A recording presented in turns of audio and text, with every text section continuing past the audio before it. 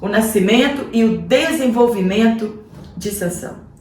O menino cresceu como todas as outras crianças e o Senhor o abençoou e o Espírito do Senhor começou a impulsioná-lo de quando em quando para o campo de Dan entre Zorá e Estaol. Sansão era um milagre de Deus para Israel. Sabe o que aprendi aqui com essa história e fiquei encantada e serve para as nossas vidas? É que existem promessas em nossas vidas que podem ainda estarem sendo geradas por Deus. Que Deus, quando quis dar livramentos para a nação de Israel, Ele não enviava exércitos de anjos. Ele enviava apenas um anjo, ou então enviava um bebê, que cresceria e seria o libertador daquele povo. Ele enviou o bebê Moisés para Amram e Joquebede. Ele enviou Isaac para Abraão e Sara. Ele enviou Samuel para Ana e Eucana. Enviou João Batista para Zacarias e Isabel. E enviou José. E enviou Jesus para José e Maria. E enviou Sansão para Manoá e sua esposa. É assim que Deus faz. O tempo é dele e a maneira de agir também é de Deus. Não podemos contender com isso. No ponto 2, a família de Sansão. Pouco se sabe sobre a criação de Sansão, mas muito se sabe sobre a fé, a obediência, a fidelidade e temor daquele casal. Eles tinham uma vida de respeito, de confiança, de devoção um ao outro. Tudo eles partilhavam entre si. Quando a criança nasceu, ele recebeu o nome de Sansão, que significa brilho. Na verdade, ele trouxe luz àquele casal estéril, mas viveu em trevas ao desobedecer a Deus. Eles oraram pedindo Deus sabedoria para criar aquele filho. Ele cresceu em um lar cuja relação baseava-se no amor, na comunhão e piedade a Deus. Ensinaram a ele conforme a lei. No ponto 3, a formação de Sansão. Ele foi criado sob as orientações dadas pelo anjo. Cresceu neste mesmo ambiente de obediência. Porém, com o passar do tempo, Sansão ele não entendeu o poder que havia recebido e o objetivo de tê-lo recebido. Ele desonrou a casa de seus pais e ao próprio Deus, quando ele desonrou o voto de Nazireu. Ele tratou o poder de Deus como um brinquedo. Este poder era uma arma para lutar e não um brinquedo para se divertir. O senso de humor, alguns comentaristas dizem que o senso de humor ele é positivo. É bom que a pessoa tenha um bom senso de humor. Mas precisamos entender que a palavra de Deus não é brinquedo. Que o poder de Deus não é brinquedo. É coisa séria. Pois o nome já diz, é o poder de Deus. Não foi um líder de verdade. Ele deveria ter juntado o exército para juntos destruírem o inimigo e livrarem Israel do jugo filisteu. Estava bom para eles daquele jeito. Desde que eles não fossem afligidos, tudo bem, os filisteus poderiam ficar ali. E será que também não estamos assim?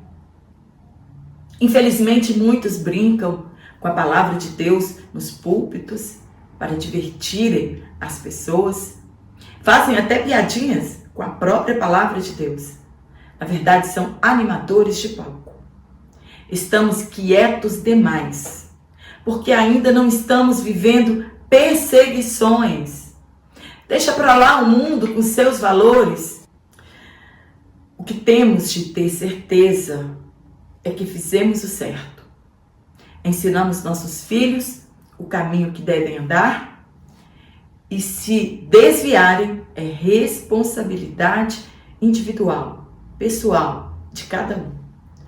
O que não pode acontecer é a culpa parental.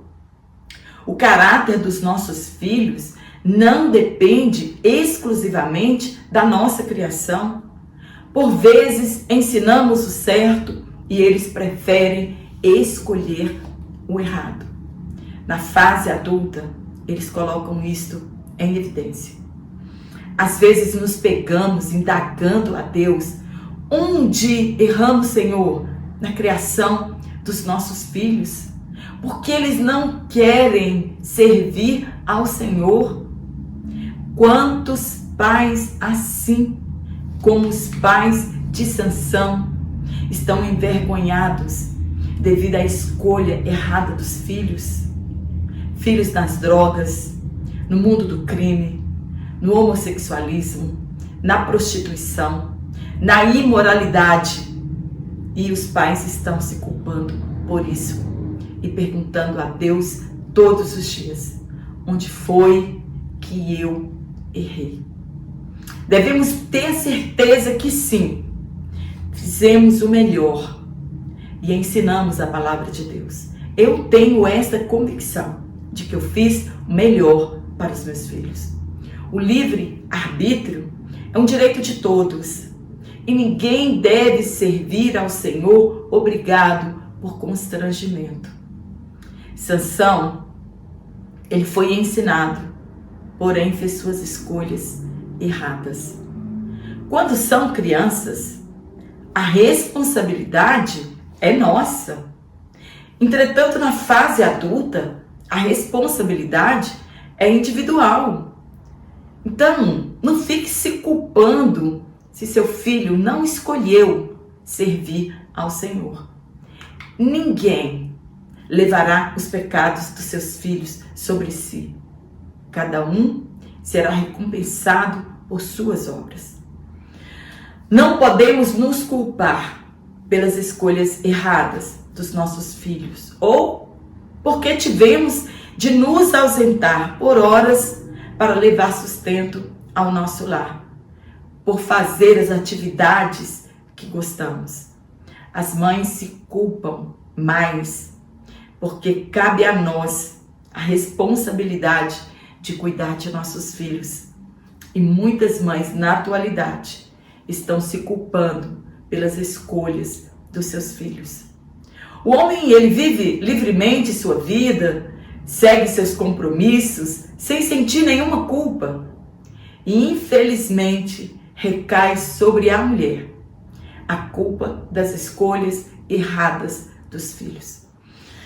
Conheço alguns pais que, quando os filhos erram, dizem assim para sua esposa, entre aspas: vem ver aqui o que o seu filho está fazendo.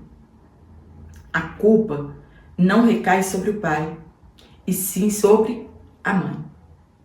Se você tem consciência que ensinou, então liberte-se da culpa.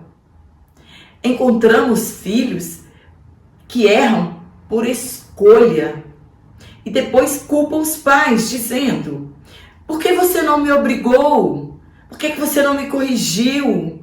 Por que você não foi mais duro comigo? Encontramos esse tipo de filho.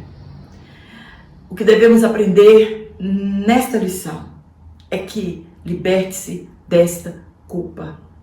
Não somos culpados pelas escolhas erradas dos nossos filhos. Em uma casa, podemos dar a mesma educação para todos os nossos filhos e alguns deles escolherem a pior parte. Não foi assim na casa de Adão e Eva, entre Caim e Abel?